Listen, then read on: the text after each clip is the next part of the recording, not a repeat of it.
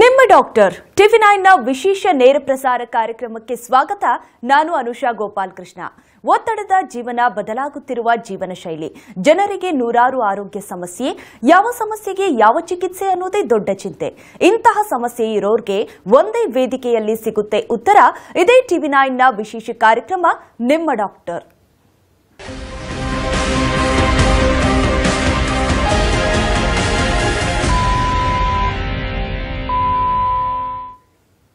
ಹೊಟ್ಟೆಯ ಆಮ್ಲ ಅಥವಾ ಪಿತ್ತರಸವು ನಮ್ಮ ಡೈಜೆಸ್ಟಿವ್ ಸಿಸ್ಟಮ್ನ ಫುಡ್ ಪೈಪ್ ಅನ್ನು ಕೆರಳಿಸಿದಾಗ ಜೀರ್ಣಕಾರಿ ಕಾಯಿಲೆ, ಗ್ಯಾಸ್ಟ್ರೋಇಸೋಫೇಗಲ್ ರಿಫ್ಲಕ್ಸ್ ಡಿಸೀಸ್ ಅಂದರೆ ಗರ್ಡ್ ಸಮಸ್ಯೆ ಉಂಟಾಗುತ್ತೆ. ಇದು ದೀರ್ಘಕಾಲದ ಕಾಯಿಲೆಯಾಗಿದ್ದು, ಹೊಟ್ಟೆಯ ಆಮ್ಲ ಅಥವಾ ಪಿತ್ತರಸವು ಆಹಾರದ ಪೈಪ್ಗೆ ಹರಿಯುತ್ತದೆ ಮತ್ತು ಒಳಪದರವನ್ನು ಡ್ಯಾಮೇಜ್ ಮಾಡೋ ಸಾಧ್ಯತೆ ಇರುತ್ತೆ. ಎದೆಯಲ್ಲಿ ಉರಿತ ಆಗೋದು ಇದರ ಪ್ರಮುಖ ಗುಣಲಕ್ಷಣ. ಹಾಗಾದರೆ ಗ್ಯಾಸ್ಟ್ರೋಇಸೋಫೇಗಲ್ ರಿಫ್ಲಕ್ಸ್ ಡಿಸೀಸ್ ಈ ಒಂದು ಸಮಸ್ಯೆ ಕಾಣಿಸಿಕೊಳ್ಳೋದಕ್ಕೆ ಕಾರಣ ಏನು? ಈ ಸಮಸ್ಯೆಯಿಂದ ಬಳಲ್ತಾ ಇರೋರು ಯಾವ ರೀತಿಯಾಗಿ ಚಿಕಿತ್ಸೆ ಪಡಿಬೇಕು? ಇದಕ್ಕೆ ಸೂಕ್ತ ಪರಿಹಾರ ಏನು? ಇದೆಲ್ಲದರ ಬಗ್ಗೆ ಮಾಹಿತಿ ಕೊಡೋದಕ್ಕೆ ಇವತ್ತು ನಮ್ಮ ಜೊತೆ ಇದ್ದಾರೆ ಸಕ್ರಾ ವರ್ಲ್ಡ್ ಹಾಸ್ಪಿಟಲ್ ಬೆಂಗಳೂರಿನ ವೈದ್ಯರಾಗಿರುವಂತಹ ಡಾಕ್ಟರ್ ಅಕ್ಷಯ್ ದೇಶಪಾಂಡೆ ಅವರು. ಡಾಕ್ಟರ್ ನಮಸ್ತೆ, ಕಾರ್ಯಕ್ರಮಕ್ಕೆ ಸ್ವಾಗತ. ನಿಮಗೆ ಡಾಕ್ಟರ್, ಈಗ ಸಾಮಾನ್ಯವಾಗಿ ಅದೆಷ್ಟೋ ದೀರ್ಘಕಾಲದ ಕಾಯಿಲೆಗಳೇನಿರುತ್ತೆ ಅದು ಚಿಕ್ಕದಾಗಿ ಬಾಧಿಸ್ತಾನೆ ಇರುತ್ತೆ ಪೇಷಂಟ್ಗೆ. ಅದು ಅಷ್ಟು ದೊಡ್ಡ ಮಟ್ಟದಲ್ಲಿ ಇಮಿಡಿಯೇಟ್ ಆಗಿ ಪರಿಣಾಮ ಬೀರಿರೋದಿಲ್ಲ, ಆದರೆ ಅವರ ದೇಹದ ಮೇಲೆ ಅದು ಕಂಟಿನ್ಯೂಸ್ ಆಗಿ ಬ್ಯಾಡ್ ಎಫೆಕ್ಟ್ ಆಗ್ತಾ ಹೋಗ್ತಿರುತ್ತೆ. ಈಗ ಅಂಥದ್ದೇ ಒಂದು ಸಮಸ್ಯೆ ಗರ್ಡ್ ಕೂಡ ಹೌದಾ? ಮತ್ತೆ ಈ ಗರ್ಡ್ ಕಂಡೀಷನ್ ಅನ್ನ ಹೇಗೆ ನೀವು ಎಕ್ಸ್ಪ್ಲೇನ್ ಮಾಡೋದಾದ್ರೆ ಡಾಕ್ಟರ್, ಮತ್ತೆ ನಾರ್ಮಲ್ ಆಗಿ ಅಸಿಡಿಕ್ ರಿಫ್ಲೆಕ್ಸ್ ಏನಿರುತ್ತೆ ಅದಕ್ಕೂ ಇದಕ್ಕೂ ಏನ್ ವ್ಯತ್ಯಾಸ ಅಂತ ನೀವು ಹೇಳೋದಾದ್ರೆ? ಮೊದಲೇದಾಗಿ ನಾವು ಗರ್ಡ್ ಅಥವಾ GERD ಅಂತ ಏನು ಕರಿತೀವಿ, ಇದು ಸಾಮಾನ್ಯವಾಗಿ ನಾವು ಹೇಳಬೇಕಂತಂದ್ರೆ ಹೊಟ್ಟೆಯಲ್ಲಿರೋ ಆಸಿಡ್ ಆಗಲಿ ಅಥವಾ ಅನ್ನ ಆಗಲಿ, ಅನ್ನ ನಳದಲ್ಲಿ ಬಂದರೆ, ಮೇಲೆ ಬಂದರೆ ಇದಕ್ಕೆ ನಾವು GERD ಅಥವಾ ರಿಫ್ಲಕ್ಸ್ ಪ್ರಾಬ್ಲಮ್ ಅಂತ ಕರಿತೀವಿ.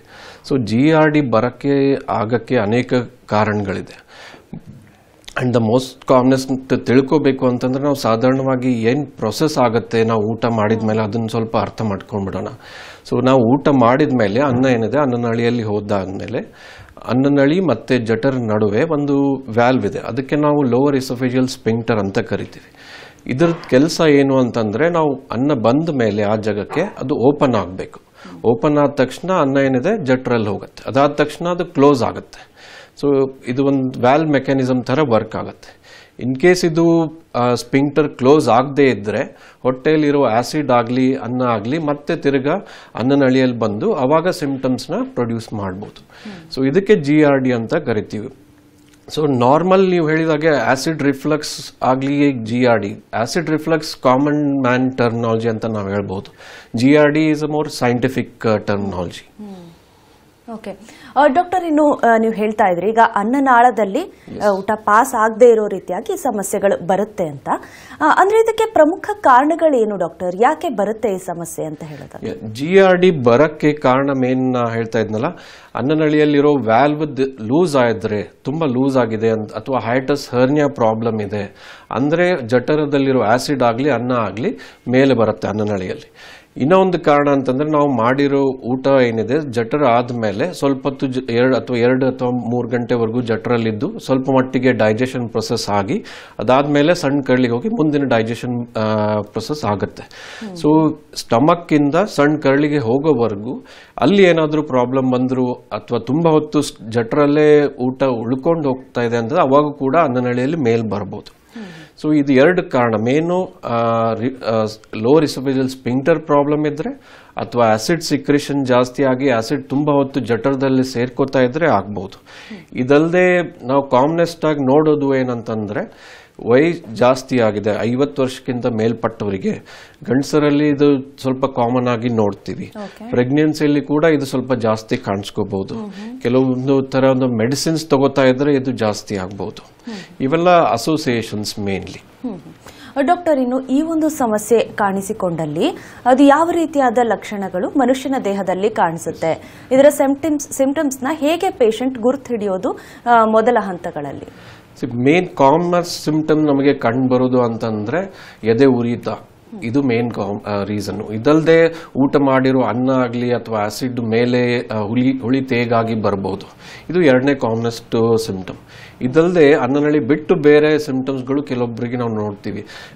ರಿಪೀಟೆಡ್ ಆಗಿ ಕೆಮ್ಮು ಬರೋದು, ಸ್ವಲ್ಪ ಆಸ್ತಮಾ ಥರ ಪ್ರಾಬ್ಲಮ್ ಇರೋದು, ಕಿವಿ ನೋವು ಬರ್ಬೋದು, ಸ್ವಲ್ಪ ಜನರಿಗೆ ಗಂಟ್ಲಲ್ಲಿ ಕೆರೆತ ಈ ಥರ ಆಗ್ಬೋದು, ಇನ್ನೊಬ್ಬ ಜನರಿಗೆ ಹಲ್ಲಿನ ತೊಂದರೆಗಳಾಗ್ಬೋದು. ಇವೆಲ್ಲ ಎಕ್ಸ್ಟ್ರಾ ಎಸೋಫೇಜಿಯಲ್ ಸಿಂಪ್ಟಮ್ಸ್ ಅಂತ ಕರಿತೀವಿ. ಯಾರಿಗೆ ಇವು ಸಿಂಪ್ಟಮ್ಸ್ಗಳಿದೆ, ರಿಫ್ಲಕ್ಸ್ ರಿಲೇಟೆಡ್ ಸಿಂಪ್ಟಮ್ಸ್ ಇದೆ, ಅದಾದ್ಮೇಲೆ ಅಲಾರಾಮ್ ಸಿಂಪ್ಟಮ್ಸ್ ಅಂತ ಅಸೋಸಿಯೇಟ್ ಮಾಡ್ತೀವಿ. ಅಂದ್ರೆ ವೇಟ್ ಕಡಿಮೆ ಆಗ್ತಾ ಇದೆ ಈ ಸಿಂಪ್ಟಮ್ಸ್ ಜೊತೆಗೆ, ಹಿಮೋಗ್ಲೋಬಿನ್ ಕಡಿಮೆ ಇದೆ, ಅಥವಾ ಮನೆಯಲ್ಲಿ ಯಾರಿಗಾದ್ರೂ ಕ್ಯಾನ್ಸರ್ ಹಿಸ್ಟ್ರಿ ಇದೆ, ಇವೆಲ್ಲ ನಾವು ಅಲಾರಾಮ್ ಸಿಂಪ್ಟಮ್ಸ್ ಅಂತ ಕರಿತೀವಿ. ಈ ತರ ಇರೋ ಅಸೋಸಿಯೇಟೆಡ್ ಸಿಂಪ್ಟಮ್ಸ್ ಇತ್ತಂದ್ರೆ ಅವರಿಗೆ ನಾವು ಇನ್ನು ಬೇರೆ ಪರೀಕ್ಷೆ ಮಾಡಿ ಏನ್ ಕಾರಣ ಇದೆ, ಎಷ್ಟರ ಮಟ್ಟಿಗೆ ಕಾರಣ ಇದೆ, ತೊಂದರೆ ಇದೆ ಅಂತ ನೋಡಿ ನಾವು ತಿಳ್ಕೊಬೇಕಾಗತ್ತೆ. ಓಕೆ ಡಾಕ್ಟರ್, ಈಗ ಒಬ್ರು ಕಾಲರ್ ರೆಡಿ ಇದ್ದಾರೆ, ಮಾತನಾಡ್ಸೋಣ. ಮುನಿರಾಜು ಅಂತ ಬೆಂಗಳೂರಿಂದ ಕರೆ ಮಾಡಿದ್ದಾರೆ. ನಮಸ್ತೆ ಮುನಿರಾಜು ಅವರೇ. ಡಾಕ್ಟರ್ ಇದ್ದಾರೆ, ಮಾತನಾಡಿ, ನಿಮ್ಮ ಸಮಸ್ಯೆ ಬಗ್ಗೆ ಹೇಳಿ. ಹಲೋ, ಹೇಳಿ ಸರ್. ನನಗೆ ಊಟ ಮಾಡಿದ್ರೆ ಎದೆ ಇರ್ತದೆ, ಇಲ್ಲ ವಾಮಿಟ್ ಮಾಡ್ಬೇಕು, ಆ ತರ ಆಗುತ್ತೆ. ಓಕೆ, ಅದಕ್ಕೆ ಏನ್ ಮಾಡೋದು ಅಂತಾನೆ ಅದೆಲ್ಲ ತೋರಿಸ್ತೆ, ಏನಾದ್ರೂ ಗ್ಯಾಸ್ಟ್ರಿಕ್ ಅಂತಾರೆ. ಓಕೆ, ಸೊ ಇದು ಮೇನ್ಲಿ GERD ಅಥವಾ ರಿಫ್ಲಕ್ಸ್ ಪ್ರಾಬ್ಲಮ್ ಇರಬಹುದು ನಿಮಗೆ. ಸೊ ನೀವು ಮುಂಚೆ ಏನಾದರೂ ಪರೀಕ್ಷೆಗಳನ್ನ ಮಾಡಿಸಿದ್ರಾ? ಸರ್, ನಾನು ಎಲ್ಲಾ ಪರೀಕ್ಷೆ ಮಾಡಿಸ್ದೆ, ಪೈಪ್ ಹಾಕಿದ್ರು, ಎಲ್ಲಾ ಕಡೆ ಪೈಪ್ ಹಾಕಿ ಎಲ್ಲಾ ಮಾಡಿದ್ರು, ಅದು ಏನಿಲ್ಲ, ಗ್ಯಾಸ್ಟ್ರಿಕ್ ಅಂತಾರೆ. ಅದು ತಿಳ್ಕೊಬೇಕಾದ ವಿಷಯ ಏನಂತಂದ್ರೆ, ಮೇಲೆ ರಿಫ್ಲಕ್ಸ್ ಪ್ರಾಬ್ಲಮ್, ಈ ಗ್ಯಾಸ್ಟ್ರಿಕ್ ಅಂತ ಹೇಳಿರ್ಬೋದು ಅವ್ರ ಕಾಮನ್ ಟರ್ಮಿನಾಲಜಿಯಲ್ಲಿ. ಆಸಿಡ್ ಮೇಲ್ ಬಂದ್ಮೇಲೆ ಎಂಡೋಸ್ಕೋಪಿಯಲ್ಲಿ ಕೆಲವೊಂದು ಫೈಂಡಿಂಗ್ಸ್ಗಳಿರುತ್ತೆ. ಅದು ಎಷ್ಟು ಸಿವಿಯರ್ ರಿಫ್ಲಕ್ಸ್ ಪ್ರಾಬ್ಲಮ್ ಇದೆ ಅದು ತಿಳ್ಕೊಬಹುದು.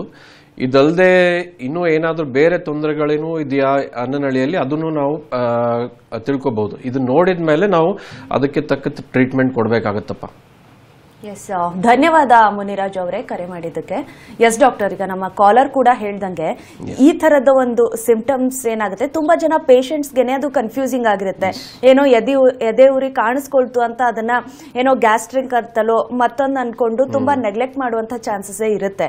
ಸೊ ಅಂದ್ರೆ ಈ ಒಂದು ಕಂಡೀಷನ್ ಕಾಡ್ತಾ ಇದೆ ಅನ್ನೋದು, ಅಂದ್ರೆ ಎಷ್ಟು ರಿಯಕರಿಂಗ್ ಇದ್ದಾಗ ಪೇಷಂಟ್ ಎಚ್ಚೆತ್ಕೊಳ್ಬೇಕು ಅಂತ, ಅಥವಾ ಇದು ಪದೇ ಪದೇ ಊಟ ಮಾಡಿದಾಗೆಲ್ಲ ಎದೆ ನೋವು ಕಾಣಿಸ್ಕೊಳ್ಳೋದು, ಎದೆ ಉರಿ ಕಾಣಿಸ್ಕೊಳ್ಳೋದು ಆಗ್ತಾ ಇದೆ ಅಂತಂದ್ರೆ ಆ ತರ ಜನರಿಗೆ ನಾವು ಅದ್ರ ಜೊತೆಗೆ ಅಲಾರಾಮ್ ಸಿಂಪ್ಟಮ್ಸ್ ಅಂತ ನಾ ಲಾಸ್ಟ್ ಹೇಳಿದ್ನಲ್ಲ, ಇವೆಲ್ಲ ಇದ್ದಾಗ ಒಂದು ಎಂಡೋಸ್ಕೋಪಿ ಪರೀಕ್ಷೆ ನಾವು ಮಾಡಿ ನೋಡ್ತೀವಿ. ಎಂಡೋಸ್ಕೋಪಿಯಲ್ಲಿ ಎಷ್ಟು ಸಿವಿಯರ್ ಆಗಿದೆ ರಿಫ್ಲಕ್ಸ್ ಪ್ರಾಬ್ಲಮ್ ಅದನ್ನ ನಾವು ತಿಳ್ಕೋಬಹುದು. ಇದ್ರ ಜೊತೆಗೆ ಜಠರದಲ್ಲಿ ಕೂಡ ಇನ್ಫೆಕ್ಷನ್ ಇದೆಯಾ, ಎಸ್ಪೆಷಲಿ H. pylori ಅಂತ ಒಂದು ಬ್ಯಾಕ್ಟೀರಿಯಾ ಇದೆ. ಇದು ಮೇನ್ಲಿ ಒಬ್ಬೊಬ್ಬರಲ್ಲಿ ಆಸಿಡ್ ಸಿಕ್ರೇಷನ್ ಜಾಸ್ತಿ ಮಾಡಬಹುದು ಈ ಬ್ಯಾಕ್ಟೀರಿಯಾ ಇನ್ಫೆಕ್ಷನ್ ಇದ್ದಾಗ. ಅಂಡ್ ಇದನ್ನೆಲ್ಲ ಚೆಕ್ ಮಾಡ್ತೀವಿ. ಇದರಲ್ಲಿ ಯಾವುದು ಪಾಸಿಟಿವ್ ಬರುತ್ತೆ ಅಥವಾ ಏನು ಔಟ್ಕಮ್ ಇರೋದೆ ಎಂಡೋಸ್ಕೋಪಿ ನೋಡಿ ಅದರ ತಕ್ಕ ಟ್ರೀಟ್ಮೆಂಟ್ ಕೊಡ್ತೀವಿ. ಅಂಡ್ ಒಬ್ಬೊಬ್ಬರಿಗೆ ಸಿಂಪ್ಟಮ್ಸ್ಗಳಿರುತ್ತೆ, ಬಟ್ ಎಂಡೋಸ್ಕೋಪಿಯಲ್ಲಿ ರಿಫ್ಲಕ್ಸ್ ಪ್ರಾಬ್ಲಮ್ ನಮಗೆ ಏನು ಕಾಣಿಸ್ಕೊಳ್ಳಲ್ಲ. ಸೊ ಆ ತರ ಇದ್ದವರಿಗೆ ನಾವು ಅಂಡ್ ಮೆಡಿಸಿನ್ಸ್ ಕೊಟ್ಟ ಮೇಲೂ ಈ ಸಿಂಪ್ಟಮ್ಸ್ಗಳು ಸ್ಟಾಪ್ ಆಗ್ತಾ ಇಲ್ಲ, ಅಥವಾ ಮೆಡಿಸಿನ್ ಸ್ಟಾಪ್ ಮಾಡಿದ್ಮೇಲೆ ತಿರ್ಗಾ ಇದೇ ತರ ಸಿಂಪ್ಟಮ್ಸ್ ರಿಯಕರ್ ಆಗ್ತಾ ಇದೆ, ಅವಾಗ ಒಂದು 24 hours pH ಸ್ಟಡಿ ಅಂತ ಮಾಡ್ತೀವಿ. ಅಂದ್ರೆ ಒಂದು ಆಲ್ಮೋಸ್ಟ್ ತೆಳ್ಳಗೆ ಒಂದು ಟ್ಯೂಬ್ ಇರುತ್ತೆ, ಅದು ಮೂಗಿಂದ ಹಾಕಿ ಅನ್ನನಳಿಯಲ್ಲಿ ಇಡ್ತೀವಿ. ಅದು ಒಂದು ದಿವಸ ಪೂರ್ತಿ ಅಲ್ಲಿ ಇಡಬೇಕಾಗುತ್ತೆ. ಅದನ್ನ ಒಂದು ಕಂಪ್ಯೂಟರ್ಗೆ ನಾವು ಕನೆಕ್ಟ್ ಮಾಡ್ತೀವಿ. ಸೊ ಆಸಿಡ್ ಮೇಲೆ ಅನ್ನನಳಿಯಲ್ಲಿ ಬಂದ್ರೆ ಅದು ಪ್ರೋಬ್ ಅಲ್ಲಿ ಏನಿದೆ ಡಿಟೆಕ್ಟ್ ಆಗುತ್ತೆ. ಸೊ ಅದನ್ನ ಒಂದು ಪೂರ್ತಿ ದಿವಸದಲ್ಲಿ ಎಷ್ಟು ಸಲ ಆಸಿಡ್ ಮೇಲ್ ಬಂದಿದೆ ಇದೆಲ್ಲ ರೆಕಾರ್ಡಿಂಗ್ ಮಾಡಿ ಆಕ್ಚುಯಲ್ ಪೇಷಂಟಿಗೆ ಆಸಿಡ್ ರಿಫ್ಲಕ್ಸ್ ಇದೆಯಾ ಅಥವಾ ಇಲ್ವಾ ಅದನ್ನ ನಾವು ಕಂಡುಹಿಡಿಬಹುದು. ಸೊ ಲಾಸ್ಟ್ ಪೇಷಂಟ್ ಏನಿದೆಲ್ಲ ಮೇ ಬಿ ಅವರಿಗೆ ಈ ತರ ಟೆಸ್ಟ್ ಬೇಕಾಗಬಹುದು, ಬಟ್ ಅದೆಲ್ಲ ನಾವು ಡೀಟೇಲ್ಸ್ ನೋಡಿದ ತಕ್ಷಣನೇ ನಮಗೆ ಗೊತ್ತಾಗುತ್ತೆ. ಇದು ಡಯಾಗ್ನೋಸಿಸ್ ಪ್ರೊಸೆಸ್ ಈ ರೀತಿಯಾಗಿದೆ, ಡಯಾಗ್ನೋಸ್ಟಿಕ್ ಪ್ರೊಸೆಸ್. ಓಕೆ, ಮತ್ತೆ ಇನ್ನ ಇದ್ರ ಟ್ರೀಟ್ಮೆಂಟ್ ಯಾವ ರೀತಿಯಾಗಿರುತ್ತೆ ಅನ್ನೋದು ಕುತೂಹಲ ಡಾಕ್ಟರ್. ಯಾಕೆಂದ್ರೆ ಟ್ರೀಟ್ಮೆಂಟ್ ಬಗ್ಗೆ ಏನಿದೆ, ಇಟ್ ಡಿಪೆಂಡ್ಸ್ ಆನ್ ಸಿವಿಯರಿಟಿ, ಎಷ್ಟು ಮಟ್ಟಿಗೆ ಸಿವಿಯರ್ ತೊಂದರೆ ಇದೆ ಅಂತ. ಕೆಲವೊಬ್ಬರಿಗೆ ಸ್ವಲ್ಪ ಯಾವಾಗಾದ್ರೂ ಒಂದ್ಸಲ ರಿಫ್ಲಕ್ಸ್ ಪ್ರಾಬ್ಲಮ್ ಆಗ್ತಾ ಇರುತ್ತೆ, ಬಟ್ ಅವ್ರಿಗೆ ನಾವು ಜಸ್ಟ್ ಸಿಂಪ್ಟಮೆಟಿಕ್ ಮೆಡಿಸಿನ್ಸ್ ಕೊಡ್ತೀವಿ. ಸೊ ಇನ್ನೊಬ್ಬರಿಗೆ ಡೈಲಿ ಪ್ರಾಬ್ಲಮ್ಗಳಿರುತ್ತೆ, ಆ ತರ ಪೇಷಂಟ್ಸ್ಗೆ ಇವ್ಯಾಲ್ಯೂಯೇಷನ್ ಬೇಕಾಗೋದು. ಆಮೇಲೆ ಟ್ರೀಟ್ಮೆಂಟ್ ಅಲ್ಲಿ 2 ತರದಾಗತ್ತೆ. ಒಂದು ಮೆಡಿಸಿನ್ ರಿಲೇಟೆಡ್ ಟ್ರೀಟ್ಮೆಂಟು, ಇನ್ನೊಂದು ಏನಾದರೂ ಪ್ರೊಸೀಜರ್ ಮಾಡಬೇಕಾ, ಎಂಡೋಸ್ಕೋಪಿಕಲಿ ಆಗಲಿ ಅಥವಾ ಸರ್ಜರಿಯಲ್ಲಿ ಏನಾದರೂ ಪ್ರೊಸೀಜರ್ ಬೇಕಾಗತ್ತಾ ಅದು ನೋಡಬೇಕು. ಮೆಡಿಸಿನ್ಸ್ ಅಲ್ಲಿ ಆಂಟಾಸಿಡ್ ಮೆಡಿಸಿನ್ಸ್ ಅಥವಾ PPIs ಅಂತ ಕರಿತೀವಿ ನಾವು, ಅದನ್ನ ನಾವು ಕೊಡ್ತೀವಿ. ಅದ್ರ ಜೊತೆಗೆ H. pylori ಇನ್ಫೆಕ್ಷನ್ ಇತ್ತಂದ್ರೆ ಅದನ್ನ ಟ್ರೀಟ್ ಮಾಡಬೇಕಾಗತ್ತೆ. ಅಂಡ್ ಈ ಮೆಡಿಸಿನ್ಸ್ ನ ಒಂದು 2 ತಿಂಗಳು ಅಥವಾ 3 ತಿಂಗಳವರೆಗೂ ಕೊಟ್ಟು ಅದನ್ನ ಗ್ರಾಜುವಲ್ ಆಗಿ ನಾವು ಸ್ಟಾಪ್ ಮಾಡ್ತೀವಿ. ಸೊ ಟ್ರೀಟ್ಮೆಂಟ್ ಅಲ್ಲಿ ಅದು ಬಂದ್ರೆ ಯಾರಿಗೆ ಮೆಡಿಸಿನ್ ತಗೊಂಡ ಮೇಲೂ ಕೂಡ ವಾಸಿ ಆಗ್ತಾ ಇಲ್ಲ ಅಥವಾ ಮೆಡಿಸಿನ್ ನಿಲ್ಲಿಸಿದ ತಕ್ಷಣ ಮತ್ತೆ ಸಿಂಪ್ಟಮ್ಸ್ ತಿರ್ಗಾ ಬರ್ತಾ ಇದೆ, ಯಾರಿಗೆ ಹೈಟಸ್ ಹರ್ನಿಯಾ ಅಂತ ಪ್ರಾಬ್ಲಮ್ ಇದೆ, ಯಾರಿಗೆ severe form of reflux problem ಇದೆ, ಅವರಿಗೆ ನಾವು 2 ಥರದ ಪ್ರೊಸೀಜರ್ ಮಾಡ್ಬೋದು. ಒಂದು ಎಂಡೋಸ್ಕೋಪಿಯಲ್ಲಿ ಇದೇನು ವ್ಯಾಲ್ವ್ ಅಂತ ನಾನು ಹೇಳಿದ್ನಲ್ಲ ಅದನ್ನ ಸ್ವಲ್ಪ ಮಟ್ಟಿಗೆ ನಾವು ಟೈಟ್ ಮಾಡ್ಬೋದು. ಸೊ ಇನ್ನೊಂದು ಸರ್ಜಿಕಲ್ಲಿ ಕೂಡ ಈ ವ್ಯಾಲ್ವ್ನ ಟೈಟ್ ಮಾಡ್ಬೋದು. ಇವೆರಡು ಎಂಡೋಸ್ಕೋಪಿ ಮತ್ತೆ surgical treatment. Okay, yes doctor, ಈಗ ಇನ್ನೊಬ್ರು ಕಾಲರ್ ರೆಡಿ ಇದ್ದಾರೆ, ಮಾತನಾಡ್ಸೋಣ. ದೇವರಾಜು ಅಂತ ಬೆಂಗಳೂರಿಂದ ಕರೆ ಮಾಡಿದ್ದಾರೆ. ನಮಸ್ತೆ ದೇವರಾಜು ಅವರೇ. ನಮಸ್ಕಾರ. ಡಾಕ್ಟರ್ ಇದ್ದಾರೆ, ಮಾತನಾಡಿ. ಕೇಳಿ, ನಿಮ್ಮ ಪ್ರಶ್ನೆ ಏನಿದೆ ಕೇಳಿ, ಡಾಕ್ಟರ್ ಇದ್ದಾರೆ. ಸರ್ ನಮಸ್ಕಾರ. ನಮಸ್ಕಾರಪ್ಪ. ಸರ್ ನಮಗೆ ಏನಿಲ್ಲ ಸರ್, 2 ದಿನಕ್ಕೊಂದ್ಸರಿ ಗ್ಯಾಸ್ಟ್ರಿಕ್ ಆಗುತ್ತೆ. ನಾನೇನ್ ತಿಂತೀನಿ ಅಂದ್ರೆ ಪೆಂಟೋಪ್ರಜಾಲ್ ಪ್ಯಾಂಟಿ ಅಥವಾ ಪೆಂಟೋಪ್ರಜಾಲ್ 40 mg ಇದು ತಿಂದ್ರೆ ಕರೆಕ್ಟ್ ಆಗಿರುತ್ತೆ. ಅದನ್ನ ತಿನ್ಲಿಲ್ಲ ಅಂದ್ರೆ ಎದೆ ಉರಿ, ಊಟ, ವಾಮಿಟ್ ಸೆನ್ಸೇಷನ್, ವಾಮಿಟ್ ಆಗ್ಬಿಡ್ತೈತೆ, ಆಗ್ತಿದ್ದಿಲ್ಲ. ಓಕೆ, ನೀವು ತುಂಬಾ ವರ್ಷದಿಂದ ತೊಂದರೆ ಇತ್ತು ಅಂತಂದ್ರೆ ಆಮೇಲೆ ಮೆಡಿಸಿನ್ ಸ್ಟಾಪ್ ಮಾಡಿದ ತಕ್ಷಣ ತುಂಬಾ ದಿವಸ ಮೆಡಿಸಿನ್ಸ್ ನಿಮಗೆ ಬೇಕಾಗ್ತಾ ಇದೆ ಅಂತಂದ್ರೆ ಮೋಸ್ಟ್ಲಿ ನೀವು ಒಂದ್ಸಲ ಎಂಡೋಸ್ಕೋಪಿ ಪರೀಕ್ಷೆ ಮಾಡಿ ನೋಡಬೇಕು ಅದರಲ್ಲಿ ಎಷ್ಟು ಮಟ್ಟಿಗೆ ರಿಫ್ಲೆಕ್ಸ್ ಪ್ರಾಬ್ಲಮ್ ಇದೆ ಅಂತ. ಅದನ್ನ ನೋಡಿ ಮುಂದೆ ಟ್ರೀಟ್ಮೆಂಟ್ ಡಿಸೈಡ್ ಮಾಡಬಹುದಪ್ಪ. ಎಸ್, ಧನ್ಯವಾದ ದೇವರಾಜ್ ಅವರೇ ಕರೆ ಮಾಡಿದ್ದಕ್ಕೆ. ಎಸ್ ಡಾಕ್ಟರ್, ಗರ್ಡ್ಗಿರುವಂತಹ ಟ್ರೀಟ್ಮೆಂಟ್ ಬಗ್ಗೆ ನಾವು ಮಾತಾಡ್ತಾ ಇದ್ವಿ. ಎಂಡೋಸ್ಕೋಪಿ ಆಗಿರ್ಬೋದು ಅಥವಾ ಸರ್ಜಿಕಲ್ ಇದನ್ನ ಟ್ರೀಟ್ ಮಾಡಿದ್ರೂ ಕೂಡ ಇದು ಪೇಷಂಟ್ಗೆ ಇದರಿಂದ ಸಂಪೂರ್ಣವಾಗಿ ಗುಣಮುಖ ಆಗುವಂತಹ ಚಾನ್ಸಸ್ ಇರುತ್ತಾ ಅಥವಾ ಇದರಿಂದ ಬಾಡಿಗೆ ಬೇರೆ ರೀತಿಯಾದ ಎಫೆಕ್ಟ್ ಆಗದೇ ಇರುವಂಗೆ ಇದನ್ನ ಕಂಟ್ರೋಲ್ ಮಾಡುವಂತಹ ಒಂದು ಪ್ರೊಸೀಜರ್ ಅದಾಗಿರುತ್ತಾ? ಕಂಪ್ಲೀಟ್ ಆಗಿ ಗುಣಮುಖ ಆಗೋದಕ್ಕೆ, ಕಂಟ್ರೋಲಿಗೆ ಬರೋದಕ್ಕೆ ಎಷ್ಟು ಟೈಮ್ ತಗೊಳುತ್ತೆ ಅಂತ ಹೇಳೋದು? ಗರ್ಡ್ನ ಕಂಪ್ಲೀಟ್ ಆಗಿ ಕ್ಯೂರ್ ಮಾಡಬಹುದು, ಅಷ್ಟೊಂದು ದೊಡ್ಡ ಸಮಸ್ಯೆ ಅಂತಲ್ಲ. ಬಟ್ ಡಿಪೆಂಡ್ಸ್ ಸಿವಿಯರಿಟಿ ಮೇಲೆ ಹೋಗುತ್ತೆ. ನಾವು ಯಾರಿಗೆ ಸರ್ಜಿಕಲ್ ಕರೆಕ್ಷನ್ ಮಾಡ್ತೀವಿ ಅದು ಬಹಳ ಇಂಪಾರ್ಟೆಂಟ್. ಸೊ ಇದೆಲ್ಲ ಇವ್ಯಾಲ್ಯೂಯೇಷನ್ ಮಾಡಿ ಸರಿಯಾಗಿ ಎವಿಡೆನ್ಸ್ ನೋಡಿಕೊಂಡು ಟ್ರೀಟ್ಮೆಂಟ್ ಮಾಡಿದ್ರೆ ಅವ್ರಿಗೆ ಡೆಫಿನೆಟ್ಲಿ ವಾಸಿ ಆಗೇ ಆಗುತ್ತೆ.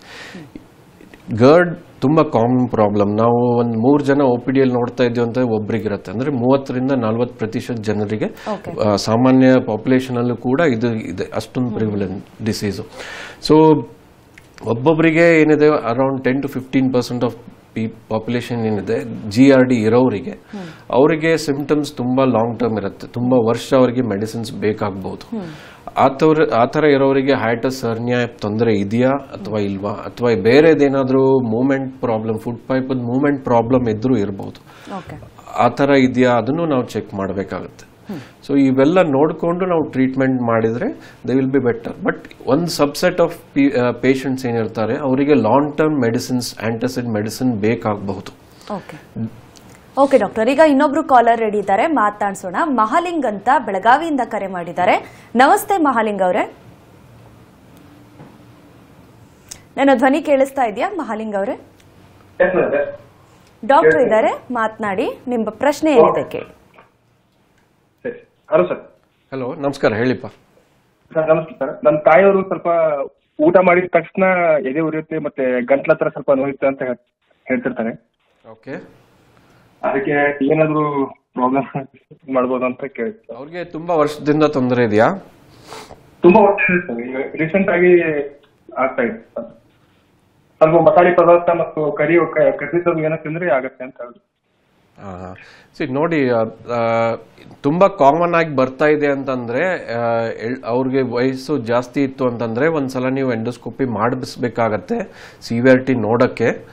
ಅಂಡ್ ಎಷ್ಟು ಸಮಸ್ಯೆ ಇದೆ ಒಳಗಡೆ ಎಂಡೋಸ್ಕೋಪಿಯಲ್ಲಿ ನೋಡಿದ ತಕ್ಷಣ ಅದನ್ನ ಟ್ರೀಟ್ಮೆಂಟ್ನ ಡಿಸೈಡ್ ಮಾಡ್ಬೋದು. ಅಕಸ್ಮಾತ್ ಅದೇನಾದ್ರೂ ತೊಂದರೆ ಯಾವಾಗಾದ್ರೂ ಒಂದ್ಸಲ ಬರ್ತಾ ಇದೆ, ನೀವು ಹೇಳಿದಾಗೆ ಹುಳಿ ಪದಾರ್ಥ ಸ್ಪೈಸಿ ತಿಂದ್ರೆ ಬರ್ತಾ ಇದೆ ಅಂತಂದ್ರೆ ಅವಾಗ ಮೆಡಿಸಿನ್ಲೇನೆ ಅಷ್ಟೇ ಕಂಟಿನ್ಯೂ ಮಾಡಬಹುದು. ಎಸ್, ಧನ್ಯವಾದ ಮಹಾಲಿಂಗ್ ಅವರೇ ಕರೆ ಮಾಡಿದ್ದಕ್ಕೆ. ಎಸ್ ಡಾಕ್ಟರ್, ಈಗ ನಮ್ಮ ಕಾಲರ್ ಕೂಡ ಹೇಳ್ತಿದ್ದಂಗೆ ಈಗ ಮಸಾಲೆ ಪದಾರ್ಥ ಅಥವಾ ಕೆಲವೊಂದು ಫುಡ್ ತಗೊಂಡಾಗ ಇದು ಟ್ರಿಗರ್ ಆಗುವಂತ ಚಾನ್ಸಸ್ ಇರುತ್ತಾ?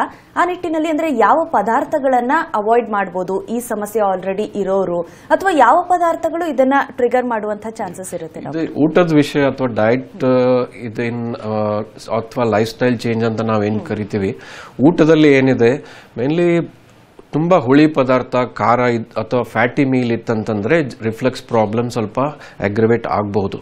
ಯಾಕಂತಂದ್ರೆ ಸ್ಪೈಸಿ ಫುಡ್ ಇಂದ ಸ್ವಲ್ಪ ಫುಡ್ ಪೈಪ್ ಲೈನಿಂಗ್ ಸೆನ್ಸಿಟಿವ್ ಆಗುತ್ತೆ. ಆಮೇಲೆ ತುಂಬ ಫ್ಯಾಟ್ ಇರೋ ಪದಾರ್ಥ ತಗೊಂಡ್ರೆ ಹೊಟ್ಟೆಯಿಂದ ಸಣ್ಣ ಕರಳಿಗೆ ಹೋಗೋ ಟೈಮ್ ಏನಿದೆ ಅದು ಸ್ವಲ್ಪ ಜಾಸ್ತಿ ಆಗುತ್ತೆ. ಸೊ ಅವಾಗ ರಿಫ್ಲೆಕ್ಸ್ ಚಾನ್ಸ್ನು ಕೂಡ ಜಾಸ್ತಿ ಆಗುತ್ತೆ. ಸೊ ಇದು ಆಮೇಲೆ ತುಂಬ ಸಿಟ್ರಸ್ ಫ್ರೂಟ್ಸ್ ಅಂತ ಲಿಂಬೆಹಣ್ಣು ಆಗಲಿ ಅಥವಾ ಆರೆಂಜ್ ಏನಿದೆ ಇದರಲ್ಲೂ ಕೂಡ ಸ್ವಲ್ಪ ಜಾಸ್ತಿ ಆಗ್ಬೋದು reflex problem. Plus cold drinks ತಗೋತಾರೆ ತುಂಬ ಜನ, ಪ್ಲಸ್ ಆಲ್ಕೋಹಾಲ್ ಆಗಲಿ, ಸ್ಮೋಕಿಂಗ್ ಮತ್ತು ಚಾಕ್ಲೇಟ್ಸು, ಎಲ್ಲದಿಂದ ಇದು ರಿಫ್ಲೆಕ್ಸ್ ಪ್ರಾಬ್ಲಮ್ ಸ್ವಲ್ಪ ಜಾಸ್ತಿ ಫ್ರೀಕ್ವೆಂಟ್ ಆಗಿ ಬರುತ್ತೆ. ಯಾರಾದರೂ ಸೇವಿಸ್ತಾ ಇದ್ರೆ ಅದನ್ನು ಫ್ರೀಕ್ವೆನ್ಸಿ ಆಗಲಿ ನಿಲ್ಲಿಸೋದು ಒಳ್ಳೆಯದು ಇದೆಲ್ಲ ಇದ್ದರೆ.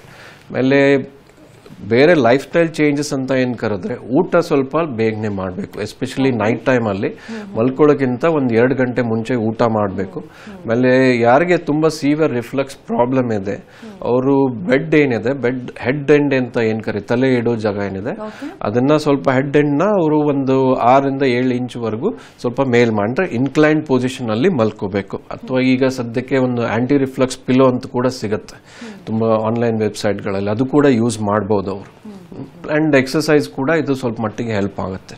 ಓಕೆ ಡಾಕ್ಟರ್, ಇನ್ನು ಈಗ ಸರ್ಜಿಕಲ್ ಟ್ರೀಟ್ಮೆಂಟ್ ಅಂತಾನೆ ತಗೊಂಡ್ರೆ ಈಗ ಯಾವ ವಯಸ್ಸಿನವ್ರಿಗೆ ಇದು ರೆಕಮೆಂಡಬಲ್ ಡಾಕ್ಟರ್? ಈಗ ಬೇರೆ ರೀತಿ ಕಾಂಪ್ಲಿಕೇಶನ್ಸ್ ಇದ್ದಲ್ಲಿ ಇದನ್ನ ಅವಾಯ್ಡ್ ಮಾಡಬೇಕಾಗಿ ಬರುತ್ತಾ, ಅಥವಾ ಇದನ್ನ ಬಿಟ್ಟಲ್ಲಿ ಹಾಗೆ ಲಾಂಗ್ ಟರ್ಮ್ ಕಾಂಪ್ಲಿಕೇಶನ್ಸ್ ಆಗುವಂತ ಸಾಧ್ಯತೆಗಳು ಇರುತ್ತಾ ಡಾಕ್ಟರ್? ಫಸ್ಟಿಗೆ ನಾವು ಕಾಂಪ್ಲಿಕೇಶನ್ ಬಗ್ಗೆ ಮಾತಾಡಬೇಕು ಅಂತಂದ್ರೆ 3 ತರದ ಕಾಂಪ್ಲಿಕೇಶನ್ಸ್ ಆಗ್ಬೋದು. ಒಂದು ನಾವು ಪೆಪ್ಟಿಕ್ ಸ್ಟ್ರಿಕ್ಚರ್ ಅಂತ ಕರಿತೀವಿ. ರಿಪೀಟೆಡ್ ಆಸಿಡ್ ರಿಫ್ಲೆಕ್ಸ್ ಆಗ್ತಾ ಇತ್ತಂದ್ರೆ ಅನ್ನನಳಿಯಲ್ಲಿ ನಾರ್ವಿಂಗ್ ಆಗ್ಬೋದು, ಅಂದ್ರೆ ಸಣ್ಣದಾಗಬಹುದು ಅನ್ನದಲ್ಲಿ. ಸೊ ಈ ತರ ಇರೋವರಿಗೆ ಊಟ ನುಂಗಕ್ಕೆ ಕಷ್ಟ ಆಗುತ್ತೆ, ಊಟ ಸಿಕ್ಕಾಕೊಳ್ಳುತ್ತೆ. ಸೊ ಇದು ಸಮಸ್ಯೆ ಬರುತ್ತೆ. ಇನ್ನೊಂದು ಕಾಂಪ್ಲಿಕೇಶನ್ ಅಂತಂದ್ರೆ ಬ್ಯಾರೆಟ್ಸ್ ಇಸೋಫೆಗಸ್ ಅಂತ ಕರಿತೀವಿ. ಸೊ ಆಸಿಡ್ ರಿಫ್ಲೆಕ್ಸ್ ಇರೋವರಿಗೆ ಅನ್ನನಳಿದು ಲೈನಿಂಗ್ ಏನಿರುತ್ತೆ ಅದು ಚೇಂಜ್ ಆಗುತ್ತೆ. ಸೊ ತುಂಬಾ ವರ್ಷ ಇದೇ ತರ ರಿಫ್ಲೆಕ್ಸ್ ಕಂಟಿನ್ಯೂ ಆಯ್ತು ಅಂತಂದ್ರೆ ಈ ಬ್ಯಾರೆಟ್ಸ್ ಇಸೋಫೆಗಸ್ ಅಲ್ಲಿ ಒಬ್ಬೊಬ್ಬರಿಗೆ ಕ್ಯಾನ್ಸರ್ ತೊಂದರೆ ಕೂಡ ಸ್ಟಾರ್ಟ್ ಆಗ್ಬೋದು. ಆಮೇಲೆ ಲಾಂಗ್ ಟರ್ಮ್ GERD ಪ್ರಾಬ್ಲಮ್ ಇರೋರಿಗೆ ಒಂದು ಈ ಫುಡ್ ಪೈಪ್ ಅಥವಾ ಇಸೋಫೆಗಲ್ ಕ್ಯಾನ್ಸರ್ ಏನಿದೆ ಅದರದ್ದು ಇನ್ಸಿಡೆನ್ಸ್ ಜಾಸ್ತಿ ಆಗುತ್ತೆ. 2-3% ಏನಿದೆ ಇದು ಕಾಮನೆಸ್ಟ್ ಆಗಿ ನಾವು ನೋಡಕ್ ಸಿಗುತ್ತೆ. ಸೊ ಇವು 3 ಮೇನ್ ಕಾಂಪ್ಲಿಕೇಶನ್ಸ್. ಸೊ ಇನ್ನು ನೀವು ಸರ್ಜಿಕಲ್ ಟ್ರೀಟ್ಮೆಂಟ್ ಬಗ್ಗೆ ಏನು ಕೇಳಿದ್ರಲ್ಲ, ಸೊ ನಾವು GERD ಎಲ್ಲ ಏಜ್ ಗ್ರೂಪ್ ಅಲ್ಲಿ ನೋಡಕ್ ಸಿಗುತ್ತೆ. ಸಣ್ಣ ಮಕ್ಕಳಲ್ಲೂ ಕೂಡ ರಿಫ್ಲೆಕ್ಸ್ ಪ್ರಾಬ್ಲಮ್ ಆಗ್ಬೋದು, ವಯಸ್ಸಿದ್ದವರಿಗೂ ಕೂಡ ಆಗ್ಬೋದು, ಮಿಡಲ್ ಏಜ್ ಇದ್ದವರಿಗೂ ಆಗ್ಬೋದು. ಸೊ ಟ್ರೀಟ್ಮೆಂಟ್ ಸರ್ಜಿಕಲ್ ಅಪ್ರೋಚ್ ಏನಿದೆ ಇದು ಮೇನ್ಲಿ ಸಿವಿಯರಿಟಿ ಆಫ್ ಸಿಂಪ್ಟಮ್ಸ್ ಆಗಲಿ, ಆಮೇಲೆ ಹೈಟಸ್ ಹರ್ನಿಯಾ ಪ್ರಾಬ್ಲಮ್ ಇದೆ, ತುಂಬಾ ಸಿವಿಯರ್ ಗ್ರೇಡ್ ರಿಫ್ಲೆಕ್ಸ್ ಇದ್ರೆ ಆ ಥರ ಪೇಷಂಟ್ಸಿಗೆ ಸರ್ಜರಿ ಅಡ್ವೈಸ್ ಮಾಡ್ತೀವಿ. ಅಂಡ್ ಸರ್ಜರಿ ಆದಮೇಲೆ ಅದು ಡೆಫಿನೆಟ್ಲಿ ಪೇಷಂಟ್ಸ್ಗೆ ಇಂಪ್ರೂವ್ಮೆಂಟ್ ಬರುತ್ತೆ. ಅಂಡ್ ನಾವು ಮೆಡಿಸಿನ್ಸ್ನ ಕೂಡ ಹೆಚ್ಚಾನ ಪೇಷಂಟ್ಗೆ ಮೆಡಿಸಿನ್ಸ್ ನಿಲ್ಲಿಸಬಹುದು. ಓಕೆ ಡಾಕ್ಟರ್, ಈಗ ಇನ್ನೊಬ್ರು ಕಾಲರ್ ರೆಡಿ ಇದ್ದಾರೆ, ಮಾತನಾಡಿಸೋಣ. ಪೂಜಪ್ಪ ಅಂತ ಬೆಂಗಳೂರಿಂದ ಕರೆ ಮಾಡಿದ್ದಾರೆ. ನಮಸ್ತೆ ಪೂಜಪ್ಪ ಅವರೇ. ನಮಸ್ತೆ ಮೇಡಮ್. ಡಾಕ್ಟರ್ ಇದ್ದಾರೆ, ಮಾತನಾಡಿ, ನಿಮ್ಮ ಸಮಸ್ಯೆ ಏನಂತ ಕೇಳಿ. ನಮಸ್ಕಾರ ಸರ್. ನಮಸ್ಕಾರಪ್ಪ. ಅದೇ ನಮ್ಗೆ ಎದೆ ಉರಿ ಬರ್ತದೆ. ಎದೆ ಉರಿ ಬರ್ತದೆ. ಹೇಳಿ ಮುಂದೆ ಹೇಳಿ. ಎದೆ ಉರಿ ಬರ್ತದೆ. ಊಟ ಮಾಡಿ ಮತ್ತಿದ್ರೆ ಮೂಗಿನ ಬರ್ತದೆ. ಕೇಳಿಸ್ತಾ ಇಲ್ಲ. ಹಲೋ, ಸ್ವಲ್ಪ ಜೋರಾಗಿ ಮಾತಾಡಿ. ಊಟ ಮಾಡ್ಕೊಂಡು ಮನಿಕಂದ್ರೆ ಇದು ಮೂರಲ್ಲಿ ಬರ್ತದೆ. ಓಕೆ.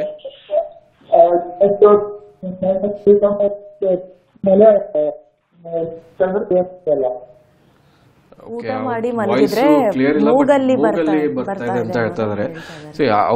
ಇವರು ಡಿಸ್ಕ್ರೈಬ್ ಮಾಡ್ತಾ ಇರೋದು ನೇಸಲ್ ರಿಗರ್ಜಿಟೇಷನ್ ಅಂತ ಕರಿತೀವಿ. ಅದು ಇನ್ ಕೇಸ್ ಅದು ಊಟನೇ ಮೇಲ್ ಬರ್ತಾ ಇದೆ ಅಂತಂದ್ರೆ ಡೆಫಿನೆಟ್ಲಿ ಅನ್ನ ಹೋಗಕ್ಕೆ ಅಥವಾ ಅನ್ನನಳಿಯಲ್ಲಿ ಏನಾದರೂ ಸ್ವಲ್ಪ ನ್ಯಾರೋಯಿಂಗ್ ಅಥವಾ ಟೈಟ್ನೆಸ್ ಆಗಿರಬಹುದು. ಸೊ ಇದು ಸಿಗ್ನಿಫಿಕೆಂಟ್ ಸಿಂಪ್ಟಮು. ಈ ಪೇಷಂಟ್ಗೆ ಒಂದ್ಸಲ ನಾವು ಎಂಡೋಸ್ಕೋಪಿ ಮಾಡಿ ನೋಡಬೇಕು ಏನು ಕಾರಣದಿಂದ ಆಗತ್ತೆ ಅಂತ. ಜಸ್ಟ್ ರಿಫ್ಲೆಕ್ಸ್ ಪ್ರಾಬ್ಲಮ್ ಅಲ್ಲದೆ ಒಬ್ಬೊಬ್ಬರಿಗೆ ಈ ಸ್ಪಿಂಕ್ಟರ್, ಲೋವರ್ ಎಸೋಫೇಜಿಯಲ್ ಸ್ಪಿಂಕ್ಟರ್ GRD ಆಗೋದು ಸ್ಪಿಂಕ್ಟರ್ ಲೂಸ್ ಇದ್ದರೆ. ಇನ್ನೊಂದು ಥರದ ಪ್ರಾಬ್ಲಮ್ ಇದೆ, ಸ್ಪಿಂಕ್ಟರ್ ಟೈಟು ಆಗ್ಬೋದು. ಟೈಟ್ ಆಗ್ತಂತಂದ್ರೆ ಊಟ ಮಾಡಿರೋ ಅನ್ನನಳಿಯಲ್ಲೇ ಉಳ್ಕೊಳ್ಳುತ್ತೆ ತುಂಬಾ ಹೊತ್ತಿಗೆ. ಸೊ ಆ ಥರ ಇದ್ರೆ, ಅಥವಾ ಪೆಪ್ಟಿಕ್ ಸ್ಟ್ರಿಕ್ಚರ್ ಅಂತ ಲಾಸ್ಟ್ ನಾ ಏನು ಹೇಳಿದ್ನಲ್ಲ, ಅಥವಾ ಒಬ್ಬೊಬ್ಬರಿಗೆ ಕ್ಯಾನ್ಸರ್ ಸಮಸ್ಯೆಗಳು ಕೂಡ ಇರ್ಬೋದು ಈ ಥರ ಸಿಂಪ್ಟಮ್ಸ್ ಇದ್ದಾಗ. ಸೊ ಈ ಥರ ಪ್ರೆಸೆಂಟೇಷನ್ಸ್ಗೆ ನಾವು ಒಂದು ಎಂಡೋಸ್ಕೋಪಿ ಡೆಫಿನೆಟ್ಲಿ ಮಾಡಿ ನೋಡಬೇಕಾಗತ್ತೆ. ಓಕೆ ಡಾಕ್ಟರ್, ನೀವು ಆಗ್ಲೇ ಹೇಳ್ತಾ ಇದ್ರಿ ಈಗ ಅಂದ್ರೆ ಫ್ಯಾಮಿಲಿಯಲ್ಲಿ ಯಾರಿಗಾದ್ರೂ ಕ್ಯಾನ್ಸರ್ ಬ್ಯಾಕ್ ಗ್ರೌಂಡ್ ಇದ್ರೆ ಅವ್ರಿಗೆ ಬರುವಂತಹ ಚಾನ್ಸಸ್ ಇರುತ್ತೆ ಅಂತ. ಅಂದ್ರೆ ಇದು ಜೆನೆಟಿಕಲಿ ಬರುವಂತಹ ಚಾನ್ಸಸ್ ಇರುತ್ತಾ ಡಾಕ್ಟರ್, ಅಥವಾ ಆ ರೀತಿ ಕಂಡೀಷನ್ ಅಲ್ಲಿ ಇದ್ರೆ ಅದನ್ನ ಬರ್ದೇ ರೀತಿಯಾಗಿ ಹೇಗೆ ಪ್ರಿವೆಂಟ್ ಮಾಡ್ಕೊಳ್ಬಹುದು ಪೇಷಂಟ್ಸ್ ಅಂತ? ಒಂದು ಎಲ್ಲರಿಗೂ ಕ್ಯಾನ್ಸರ್ ಬರುತ್ತೆ ಅಂತಲ್ಲ, ರಿಫ್ಲೆಕ್ಸ್ ಪ್ರಾಬ್ಲಮ್ ಇರೋರಿಗೆ. ಕೆಲವು ಥರದ್ದು ಈ ಫುಡ್ ಪೈಪ್ ರಿಲೇಟೆಡ್ ಕ್ಯಾನ್ಸರ್ ಆಗಲಿ, ಕೋಲನ್ ಕ್ಯಾನ್ಸರ್ ಆಗಲಿ ಫ್ಯಾಮಿಲಿಯಲ್ಲಿ ಹೋಗುತ್ತೆ. ಅದಕ್ಕೆ ಕೆಲವೊಂದು ಜೆನೆಟಿಕ್ ಮ್ಯೂಟೇಷನ್ಸ್ಗಳ ಕಾರಣ ಇದೆ. ಬಟ್ GRD ಇರೋ ಎಲ್ಲ ಪೇಷಂಟ್ಸ್ಗಳಿಗೂ ಕ್ಯಾನ್ಸರ್ ಆಗತ್ತೆ ಅಂತ ಅನ್ನೋದು ತಪ್ಪು. ಸೊ GRD 99% ಪೇಷಂಟ್ಸಿಗೆ ಏನಿದೆ ಜಸ್ಟ್ ಸಿಂಪ್ಟಮ್ಸ್ ಇರುತ್ತೆ, ಆಮೇಲೆ ಎಂಡೋಸ್ಕೋಪಿಯಲ್ಲಿ ಮೈಲ್ಡ್ ಪ್ರಾಬ್ಲಮ್ ಇರುತ್ತೆ. ಭಾಳ ರೇರ್ಲಿ ನಮಗೆ ತುಂಬ ವರ್ಷ ಫಾಲೋ ಅಪ್ ಮಾಡಿದ್ಮೇಲೆ ಅವರಿಗೆ ಕ್ಯಾನ್ಸರ್ ಸಮಸ್ಯೆಗಳು ಕಂಡು ಬರಬಹುದು.